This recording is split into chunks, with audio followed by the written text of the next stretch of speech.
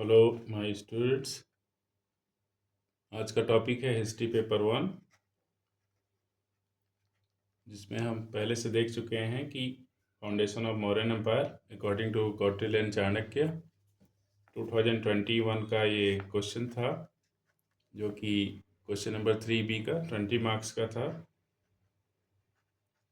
इस क्वेश्चन में how would you characterize the nature of Mauryan administration on the basis of Arthashastra written by Kautilya.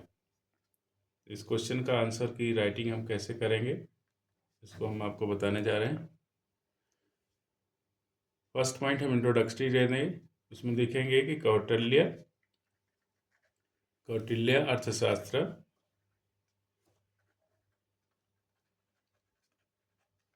Written around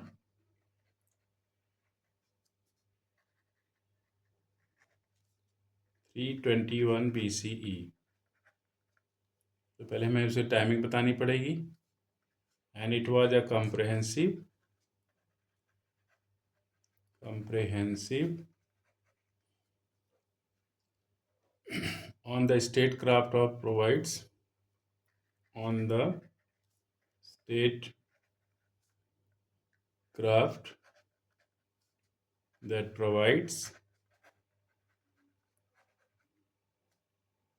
the most detailed account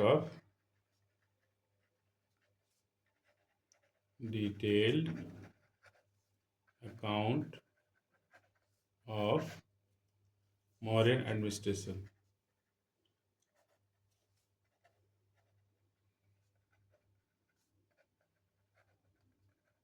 तो mains के लिए इस topic में सबसे पहला पॉइंट हमारा होगा इंट्रोडक्टरी पॉइंट, जिसमें हमें बताना है कि कौटिल्य अर्थशास्त्र ने जो लिखा गया था अकॉर्डिंग टू कौटिल्य, जो चाणक्य जिसे हम कहते हैं 321 BC का एक कम्प्रिहेंसिव ट्रीटिस था, और इसमें हमें सबसे ज़्यादा detail account of modern administration को पता चलता है। एक ये थियरी थी जो आउटलाइन करती है high centralize bureaucratic and sophisticated administrative system की। तो हम इसके दूसरे पॉइंट में लिख सकते हैं, जो कि आपको बहुत ही ज़्यादा इसको और इलाबोरेट करता है। It outlines a highly centralized bureaucratic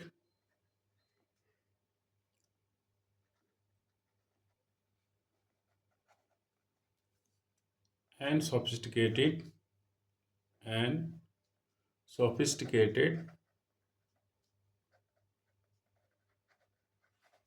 administrative system को। तो ये पॉइंट भी हमें ये बताता है कि ये किस तरह से एडमिनिस्ट्रेशन ऑफ मौर्यन एम्पायर का एक पूरी तरह से ब्यूरोक्रेटिक था, सेंट्रलाइज था, सोफिस्टिकेटेड था। तो अब हमारा थर्ड पॉइंट जो बनेगा वो होगा सेंट्रल एडमिनिस्ट्रेशन का। सेंट्रल एडमिनिस्ट्रेशन जो इसकी इंफॉर्मेशन देगा सेंट्रली कि हम एक्चुअल में इस पूरे केंद्र की सरकार उनकी कैसी चलती थी, जो सेंट्रल गवर्नमेंट थी, जो कि एक मोनार्ची होते हुए भी कैसे सेंट्रलाइज थी। इस सेंट्रल एडमिनिस्ट्रेशन में हमारा सबसे पहले नाम होगा the king rule. The king, ऐसे आप सब हेडिंग डालेंगे। इसके बारे में हमें लिखना होगा as the supreme authority,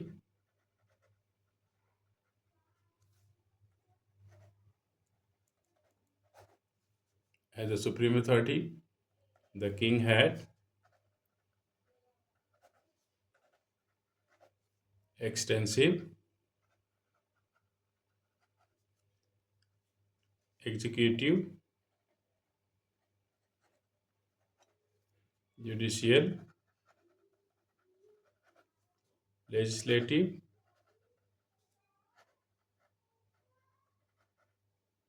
and military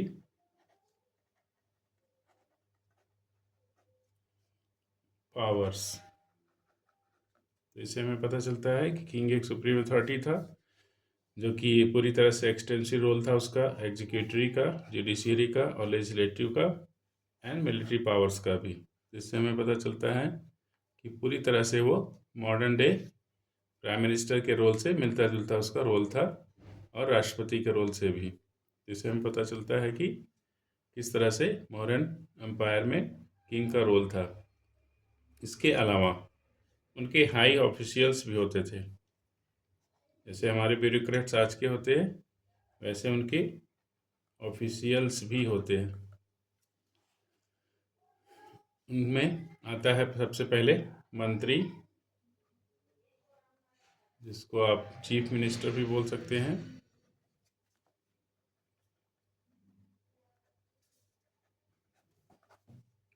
इसके बाद पुरोहित, चीफ प्रीस्ट भी बोलते होंगे, पुरोहित, चीफ प्रीस्ट भी बोलेंगे,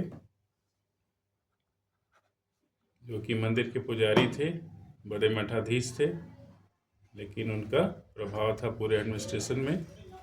उसके बाद सेनापति, इसमें हम कमांडर इन चीफ बोल सकते हैं उनको।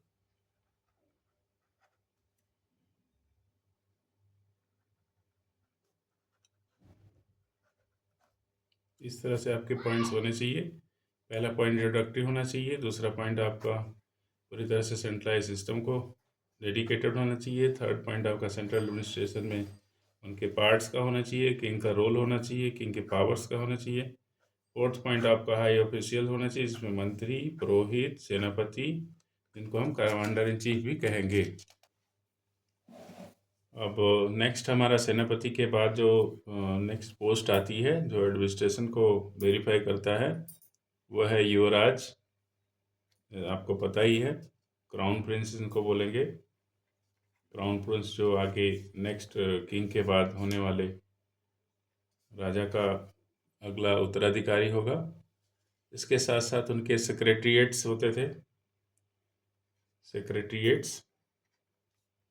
सेक्रेटेरिएट्स जो होते थे उनको हम अध्यक्ष बोलते हैं, अध्यक्ष। ये लार्ज ब्यूरोक्रेसी थी, सेक्रेटरीट था, डिवाइडेड था, इसमें अलग अलग डिपार्टमेंट्स थे, ईच हेडेड बाय सुपरिंटेंडेंट, इनमें अध्यक्ष बोलते थे। और इनको हम 27 सुपरिंटेंडेंट को हम इंक्लूड करते हैं, जिसमें आते हैं पान्य अध्यक्ष, जिनको हम ट्रेड बोलेंगे, पान्य अध्यक्ष, पान्य अध्यक्ष, जिसको हम ट्रेडर्स या ट्रेड का हेड बोलेंगे, जो व्यापार के लिए और इनलैंड और एक्सटर्नल दूसरे देशों तक जाता था उनका व्यापार, उनको कंट्रोल करने वाले थे। अगले थे शीताध्यक्ष। शीताध्यक्ष का यहाँ मतलब है जो खेती बाड़ी या एग्रीकल्चर से रिलेटेड जिनका डिपार्टमेंट होता था, इनको हम एग्रीकल्चर का हेड डिपार्टमेंट बोल सकते हैं। नेक्स्ट होते थे नाव्य अध्यक्ष। जो नवा अध्यक्ष होते थे उनको हम पूरी तरह से नाविक, जो ट्रेड होता था बाहर की दुनिया से मौर्यन एम्पायर के समय में, नावा अध्यक्ष बोलते थे उनको, नावाध्यक्ष। नावाध्यक्ष को आप बोल सकते हैं शिपमेंट जिसके अंदर था, शिप से रिलेटेड या नाव से रिलेटेड उनका काम था। उसके अलावा भी और कई थे, जिसमें हम बोल सकते हैं लाखाध्यक्ष, जिसको लक्षाध्यक्ष भी बोलते हैं, LAKS अध्यक्ष। इसके अलावा हमारे पास जो हमें दिखाई देता है कि मौर्यन एम्पायर में रेवेन्यू एडमिनिस्ट्रेशन भी था, जो कि इनकम के सोर्स को डिसाइड करता था। रेवेन्यू एडमिनिस्ट्रेशन भी था, रेवेन्यू एडमिनिस्ट्रेशन था। इन सभी पॉइंट्स को अगर आप अपने आंसर में शामिल करेंगे तो ही आपके आंसर को सोफिस्टिकेटेड और मार्क ओरिएंटेड माना जाएगा। अब रेवेन्यू एडमिनिस्ट्रेशन में आप हेडिंग डालेंगे, इसकी नेक्स्ट हेडिंग आपकी 5 नंबर होगी। इसमें आएगा लैंड रेवेन्यू, आप सभी जानते हैं कि एंशियंट हिस्ट्री में सबसे पहला जो सोर्स ऑफ इनकम होता था वो होता था किंग का लैंड रेवेन्यू से। इसको हम बोल सकते हैं the primary source of state income with rate of, rate भी डिसाइड था, with a rate of 1/4 to 1/6 maybe 1/6 of the total produce। जो भी किसान प्रोड्यूस करता था उसका या तो 1/3 लगाया जाता था, 1/4 या 1/6 लगाया जाता था। इस रेवेन्यू को कलेक्ट करने के लिए उनके ऑफिसर होते थे जिनको बोलते हैं chief revenue officer. Chief revenue officer जिनको हम संग्रहकर्ता बोलते हैं, संग्रहकर्ता भी बोल सकते थे, संग्रहकर्ता। ये भी एक पोस्ट थी जिनका नाम था रेवेन्यू ऑफिसर के लिए। इनका इंचार्ज थे, incharge of revenue collection. Revenue collection इनके पास पूरा अधिकार होता था ग्रामीणों से टैक्स लेने का। दूसरा जो फोर्स था टैक्सेशन, वो आप लैंड रेवेन्यू के नीचे आप हेडिंग सब हेडिंग डालेंगे taxation. The state also having that collected tax, कहाँ कहाँ से टैक्स लेते थे, ट्रेड से, आप उसको कॉमा करके देंगे, कस्टम्स, फॉरेस्ट, फॉरेस्ट के प्रोड्यूस से जो मिल रहा था, माइन से, उस समय भी माइंस होती थी छोटे लेवल पर, एंड अदर सोर्सेस कलेक्ट किया जाता था। और इसके कई तरह से भी कलेक्ट किया जाता था, इधर या कैश में या अनदर काइंड में, और लेबर के फॉर्मेट में भी टैक्स होता था। ये नई चीज़ है, काइंड और लेबर में टैक्स कलेक्शन हम देखते हैं, जो कि ब्रिटिश टाइम में नहीं देखते। ब्रिटिश टाइम में हम फार्म प्रोड्यूस को ही देखते हैं, लेकिन इस समय टैक्सेशन को हम लेबर के फॉर्मेट में भी देखते हैं। इसके अलावा उनका 6 पॉइंट जो आपका बनेगा वो होगा प्रोविंशियल एंड लोकल एडमिनिस्ट्रेशन। पूरे राज्यों का कैसे रहता था, provincial and local administration. Provincial यानी राज्यों का, लोकल यानी आपके जो आज की आपकी तहसील या ब्लॉक है उस लेवल का एडमिनिस्ट्रेशन उस समय कैसे होता था। इसको कई तरह से डिवाइड किए हुए थे प्रोविंसेस, जिनका कंट्रोल होता था कुमारों के द्वारा या प्रिंसेस के द्वारा, या गवर्नर्स भी कह सकते थे। तो आप ऐसे एक बना सकते हैं tabular format, provinces administered by, आप लिख सकते हैं गवर्नर्स या और प्रिंसेस का भी कंट्रोल होता था जो प्रोविंसेस का। उसके बाद उन्होंने डिवाइड किया था डिस्ट्रिक्ट्स में, डिस्ट्रिक्ट के ऑफिसर्स होते थे। उसके बाद उनको प्रादेशिका बोलते थे, प्रोविंशियल को प्रादेशिका भी बोलते थे। प्रादेशिका यहाँ भी रूल करते थे, प्रादेशिका बोलते थे। इसको डिस्ट्रिक्ट मजिस्ट्रेट भी आप बोल सकते हैं, डिस्ट्रिक्ट मजिस्ट्रेट भी आप बोल सकते हैं, मैजिस्ट्रेट। उसके बाद उनका जो नेक्स्ट था, उनका नेक्स्ट जो लेवल था, जो लोकल लेवल था, उसको कैलकुलेट करते थे ग्रामिका के थ्रू। ग्रामिका भी उनका एक अलग स्मॉलेस्ट यूनिट ऑफ एडमिनिस्ट्रेशन था, स्मॉलेस्ट यूनिट ऑफ एडमिनिस्ट्रेशन होता था। तो ये सब पॉइंट्स को आप डालेंगे तो पॉइंट आपका टू द पॉइंट बनेगा, इसमें फुल मार्क मिलने के चांसेस होंगे। और क्योंकि UPSC highest level of exam है तो आपको मेंस की बहुत स्पेशल तैयारी करनी होगी। तो इसमें एक कोशिश है कि आपको मेंस की अच्छी तैयारी हो जाए। तो अभी तक हमने 6 पॉइंट को कवर किया है। नेक्स्ट पॉइंट हमारा 7 पॉइंट होता है, जिसको हम बोलेंगे कि किस तरह से उनकी कैपिटल सिटी किस तरह से एडमिनिस्ट्रेट होती थी। कैपिटल सिटी आपको पता है कि मौर्य ने सबसे पहले पाटलिपुत्र को बनाया था, राजगृह के बाद पाटलिपुत्र को उन्होंने बनाया। इसका पूरा गवर्नर 6 कमेटी में होता था, उनके 5 मेंबर्स होते थे। तो पाटलिपुत्र का एडमिनिस्ट्रेशन को आप फ्लो चार्ट वे में बना के और अपने पॉइंट्स को दिखा सकते हैं। इसमें पूरी तरह से 6 कमेटी होती थी। इन 6 कमेटीज़ में एडमिनिस्ट्रेशन उनका डिवाइडेड था पूरी तरह से अकॉर्डिंग टू अर्थशास्त्र। जैसे ये कमेटी थी डिपार्टमेंट्स के वाइज, तो उनको आप बोल सकते हैं कि पूरी तरह से ये सिस्टम उनका अलग ही चलता था, जिसमें आपका इंडस्ट्री, ट्रेड,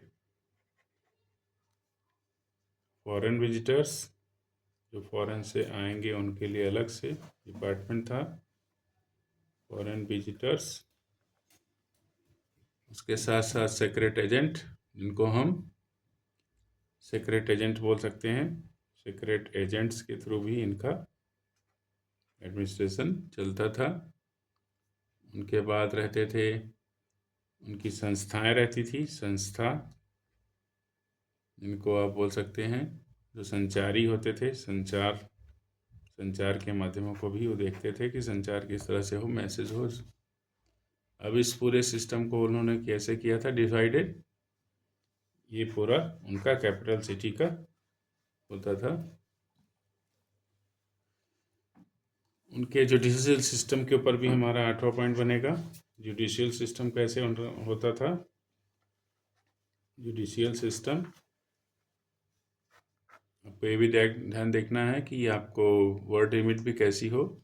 जुडिशियल सिस्टम उसकी वेल डिफाइंड थी, तो उसमें हम अपना पॉइंट्स डाल सकते हैं। The Mauryan judicial system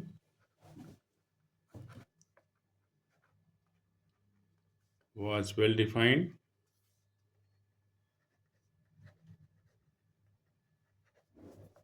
with the king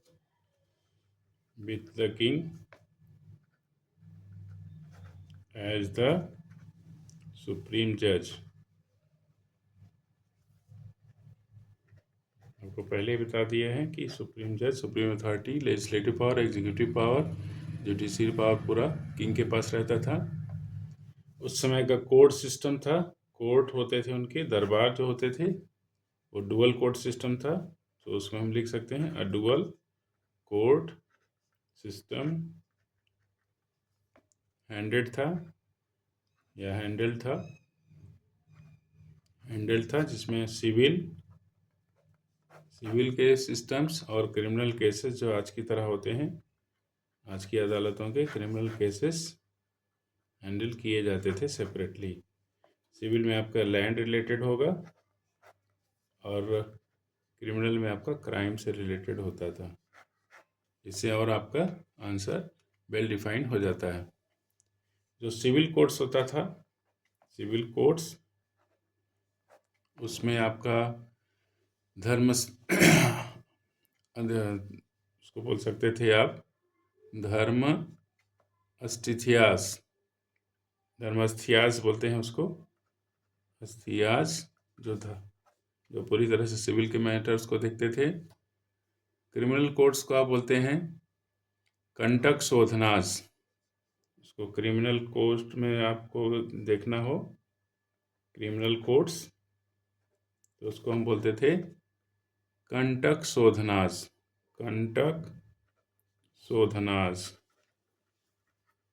तो ये उनका 2 डिपार्टमेंट होता था, civil court, criminal court. Judicial system में जो पूरी तरह से मॉडर्न एम्पायर जुडिशियल सिस्टम सबसे ज़्यादा वेल डिफाइंड था। किंग उसका सुप्रीम अथॉरिटी होता था, एज ए जज रहता था। कोर्ट उसकी पूरी तरह से थी डुअल सिस्टम की, एक सिविल सिस्टम लैंड का था और दूसरा क्रिमिनल सिस्टम क्राइम से रिलेटेड था। इन सिविल कोर्ट्स को अलग अलग नाम दिया गया था, वो नाम को हम इस तरह से देखते हैं। तो मोरोवर आप देख रहे हैं कि आपकी 8 पॉइंट डिसाइड हो गए। इसमें आपको अभी देना होगा कि रूल ऑफ लॉ कैसे चलता था। तो रूल ऑफ लॉ आपका नेक्स्ट पॉइंट होगा। तो आपका 9th पॉइंट बनेगा, क्योंकि आपको लेंथ ऑफ आंसर भी देखना है। कौटिल्य जो उस समय के उनके सबसे चीफ एडवाइजर थे, स्ट्रेस किए थे वो, स्ट्रेस्ड इम्पार्शियल जस्टिस। उनका ये मेन था एम कि पूरी प्रजा को इम्पार्शियल जस्टिस मिले।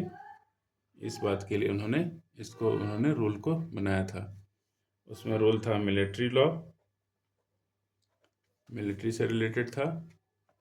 उनकी लार्ज स्टैंडिंग आर्मी थी, लार्ज स्टैंडिंग आर्मी होती थी, उनकी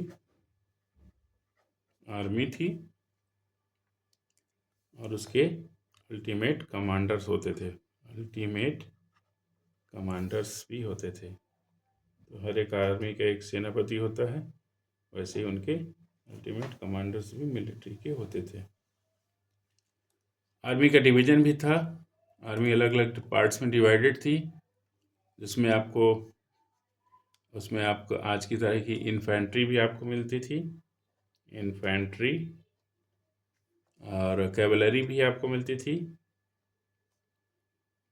कैवलरी। उसमें रथ की भी सेना होती थी, उसको आप चैरियट्स बोल सकते हैं, चैरियट्स। एलिफेंट्स भी अलग से सेना थी, जिसमें एलिफेंट्स और महावत का उपयोग होता था, एलिफेंट्स। और इन सब का अलग अलग सुपरिटेंडेंट अलग अलग होते थे। उसके अलावा फूट सोल्जर्स भी होते थे, फूट सोल्जर्स। तो ये आपका 9 पॉइंट में आपने रूल ऑफ लॉ मिलिट्री के डिवाइड कर दिए। डिवाइड में infantry, cavalry, chariots, elephants and foot soldiers भी होते थे। तो लास्ट पॉइंट हमारा था, जिसको आप 9 नंबर किए थे, अब 10 नंबर के पॉइंट्स को करते हैं। अपने आंसर को और थोड़ा स्ट्रेच कवर करना पड़ेगा। इसमें सोशल वेलफेयर की स्कीम को भी हमें ऐड करना पड़ेगा। Social welfare scheme run by the Mauryan administration. और अर्थशास्त्र इसके बारे में हमें ज़्यादा जानकारी देगा, जो कि आपका basic source of Mauryan administration भी है। अर्थशास्त्र के अध्ययन से हमें पता चलेगा कि पूरी तरह से रूलरशिप जो थी वो किंग रिस्पॉन्सिबल था। उसमें उसके सभी सब्जेक्ट होते थे योगक्षेम, उसमें था योगक्षेम, योगक्षेम बोलते हैं उसको, KSHM, योगक्षेम। जिसमें किंग की ड्यूटी डिसाइडेड थी, किंग की ड्यूटी डिसाइडेड थी, जिसमें कौटिल्य ने मॉरल कोड के नाम दिए हैं, मॉरल कोड। इसमें क्या था, इसमें अलग अलग किसी भी तरह का कैलमिटीज़ आने पर या कोई डिजास्टर आने पर उनका देखना, किसी तरह का क्राइम को बढ़ते हुए देखना, और किसी तरह के इनजस्टिस को भी किंग को देखना पड़ता था। It is also mandated support for the aged and helpless people. ये किन के लिए ज़्यादा होता था, डिस्ट्रेस्ड एज्ड यानी ग्रुप, जो जिनका एज ग्रुप ज़्यादा था, एंड हेल्पलेस पीपल के लिए ये सभी राइट्स किंग के पास से, जिनका उपयोग करता था। और उनके लिए सोशल वेलफेयर स्कीम भी कैलमिटीज़ के टाइम में, क्राइम और इनजस्टिस के समय में अपने मॉरल कोड को डिसाइड करता था। इस तरह का आपका आंसर कंप्लीट होता है। लास्ट पॉइंट आपको कंक्लूजन आपको देना होगा। कंक्लूजन में आपको मॉरल एडमिनिस्ट्रेशन, कभी भी आंसर राइटिंग में कंक्लूजन का पॉइंट बहुत ही इंपॉर्टेंट होता है। विदाउट कंक्लूजन आपका पॉइंट्स कंप्लीट नहीं माना जाएगा।